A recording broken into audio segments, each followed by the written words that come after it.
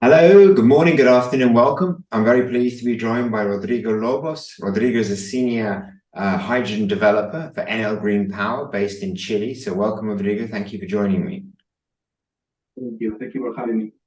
So you're going to be speaking for us again. You were speaking at the World Hydrogen Week last month, but next month you'll be speaking in Santiago on the hydrogen projects in Latin America. And I know you're working on across the region for Enel Green Power, and you're working projects in Chile and Colombia and in Brazil. So your Chilean projects first, I guess. Can you tell us a little bit of a background? Where are you in the process, and how big is your project?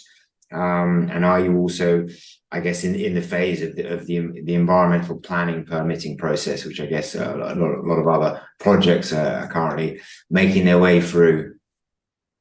Yes.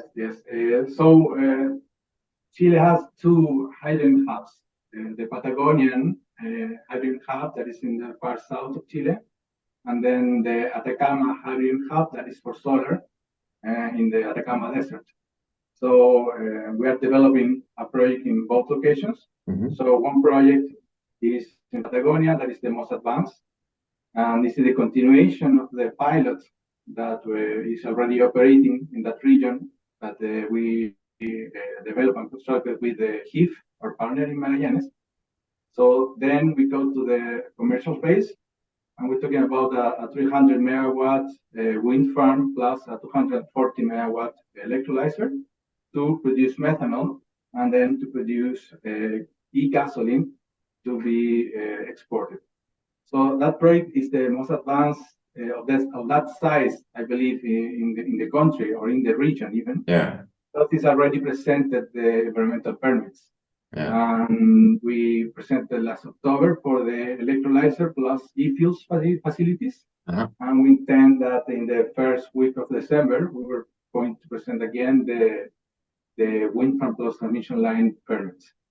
And this is a critical point of the project. So depending on how long this is going to take to have an environmental approval, is going to set what is going to be the future of hydrogen projects for Chile in reality, because it's going to make the standard.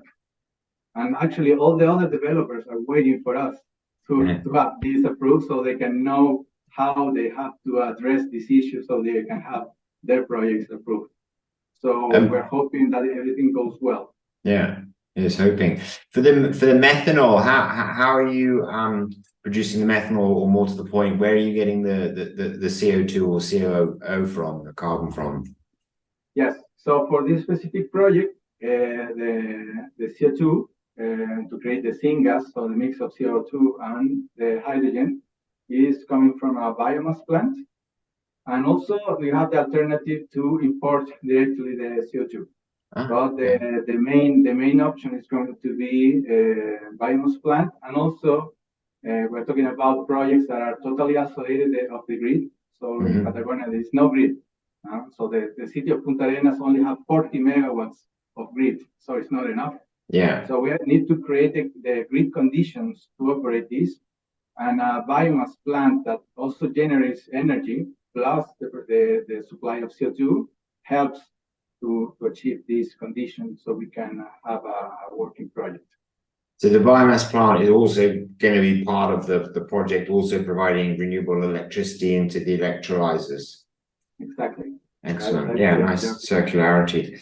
And then you mentioned you also have a project in the north on the solar side, on the Atacama side.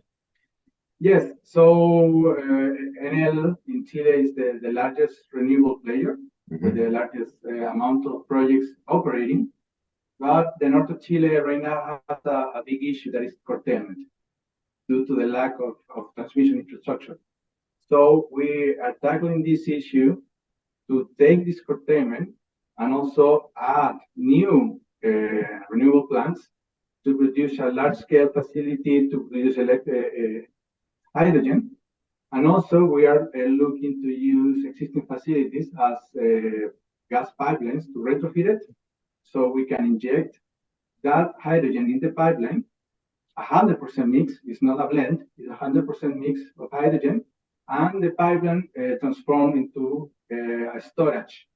So you can produce a very cheap hydrogen during the solar hours when the curtailment is at maximum, and to supply to a P2X facility, in this case ammonia, a stable supply of hydrogen. So we believe that with this, we can have an operating project that could be very competitive with the other projects that are being developed all over the world. Yeah. And how long is that? I mean, that gas distribution pipeline, that gas transmission pipeline, I guess, is owned by Enel or third party? It's owned by Enel, yes. It's owned by Okay. Enel. Actually, it was built when the gas was coming from Argentina. Yeah, yeah. But now the gas is coming from an LNG port. So that pipeline is no longer used for that. Right. So also we are making a stranded asset into an asset, proper asset. Yeah. So that's also, it's like from the circular economy point of view that also we encourage. It makes sense to try to reuse all these facilities to this new economy and new kind of projects. Because how long is the pipeline then? Roughly from 2008, if I remember correctly, a little bit sooner. So it's not that old. Yeah. And how long is it? 600 kilometers. Okay, so yeah. So it has a lot of potential, and we can achieve a large size, so we can achieve economies of scale also. And obviously there again, it's around building the project and getting it through, I guess, environmental planning. And I guess on that side in Chile, historically it's been fairly stable and a fairly sort of mature process. How is it now with the hydrogen industry? There are more challenges around, obviously it's new technology, there's new safety risks, there's new environmental concerns. What is the landscape like from the public side, from the government side, and obviously it is election year still. You're about to have a runoff, aren't you? So I guess are there political risks or risks around I guess the permitting process? So the good thing about Chile is that if a left wing or a right wing is running the country, they're pro renewables. So they like renewables. So that provides stability. The problem is that the issue is not with the hydrogen itself or the electrolyzers. The issue is for the renewables. So right now, the new guidelines to get approval are setting the standard up and now, and that is getting harder and harder to actually have a project approved. So this is not an issue for hydrogen particularly, but it's going to affect, because like European regulation need to have new renewable projects to produce hydrogen. So you don't get the renewable project approved, you're not going to have the energy source for the electrolyzer, and then you're going to have this issue. Most of the projects in Chile are totally integrated. So the project itself is the renewable plus transmission line plus electrolyzer and so on in the downstream to the final product that is going to be commercialized. Yeah. Because I mean, have the blocks traditionally been the problem of avoiding too much traffic or creating curtailment, which is affecting the permitting for the renewable energy projects? But now, when you're presenting a project like your own in Atacama, which is, I guess, entirely avoiding that problem by looking to use the gas pipeline, you're still facing similar hurdles around the permitting process for renewables. But at least you're providing a project that isn't going to be creating problems. Yeah, and also there are problems regarding the regulation. So there is no regulation established, for instance, to run 100% hydrogen pipeline right now. So that is also part of the development of these kind of projects. To work with the government to establish this new regulation. There is regulation overseas, so you can bring that and present it, but that takes time. So also that is a part of the barriers that you have to develop these kind of projects.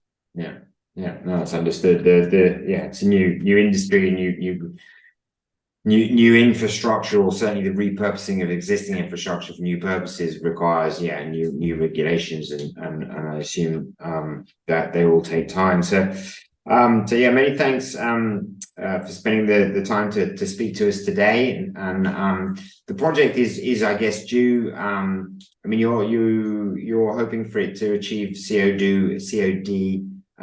when is it? So the project in Patagonia, Palo Sur, we're looking hopefully to have a self-operation by 2027. Oh, wow. But everything depends in how long the environmental permits are going to get approved. Yeah. And the one in the north, we call it Magnus. That's the name. You call it what, sorry? Magnus. Very creative people that make the names for the projects in Enel. Okay. So this project is in an early stage. Yeah. And we're hoping to have a COD by 2030. Right. Excellent. Well, great. Well, it's great to catch up with you. Great to hear Enel's progress, and we wish you success, especially on that initial project, given everyone's looking at it. And yeah, it's hopefully will be I guess the poster boy or the first sort of major project to get underway and kickstart the market for everyone in Chile, and indeed Chile obviously acts as a I guess a poster boy for the rest of the region as well. So I'm sure everyone across the region is looking at Chile and hoping you start getting your projects moving and the industry gets moving right across the region. So Rodrigo, thanks a lot for taking time out to speak to me today, and we look forward to hearing you and your insights at the World Hydrogen Latin America Conference on the 12th to the 14th of December. Yeah, thank you very much, and see you next month in Santiago. Cheers. Thank you. See you. Bye-bye.